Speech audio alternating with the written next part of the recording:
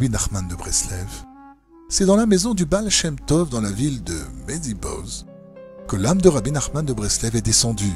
En ce monde, le Rosh Chodesh du mois de Nissan, c'est 1532, qui est aussi le Rosh Hashanah des rois. Rabbeinu, c'est ainsi qu'il est surnommé par ses élèves, est l'arrière-petit-fils du Baal Shem Tov et descend directement du roi David.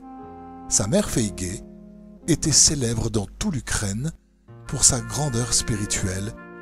Elle était surnommée Feigé la prophétesse par les tzadikim de l'époque.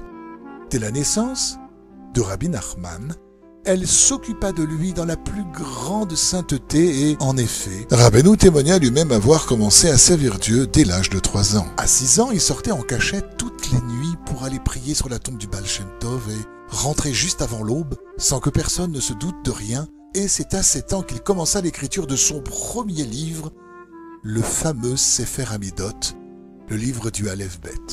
Néanmoins, quand on disait à Rabbeinu qu'il devait son niveau spirituel à ses origines saintes, il réfutait cette affirmation et assurait qu'il avait fourni des efforts incessants pour devenir ce qu'il était devenu. C'est pourquoi la dimension spirituelle de Rabbi Nachman était absolument unique en son genre.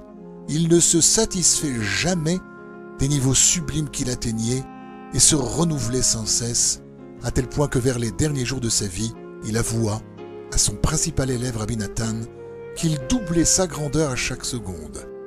La bouche ne peut exprimer, ni le cœur imaginer la nouveauté incroyable qu'il était pour ce monde. Très jeune, Rabbi Nachman devint un tzaddik absolument parfait, débarrassé du moindre soupçon d'appétit malsain et de mauvais traits de caractère alors qu'il était encore adolescent.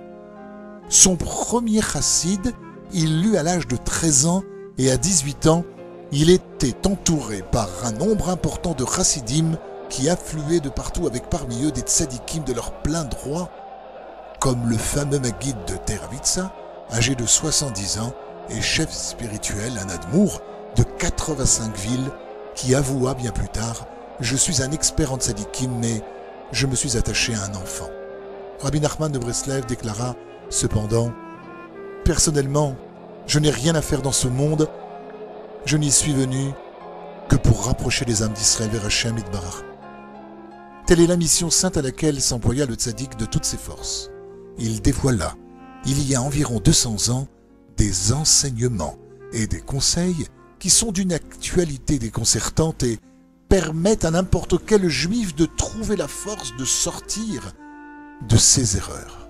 Chaque année, à Rosh Hashanah, plus de 10 000 juifs venus du monde entier se rendent en Ukraine à Ouman, sur le kéver de Rabbi Nachman, et le nombre grandit régulièrement.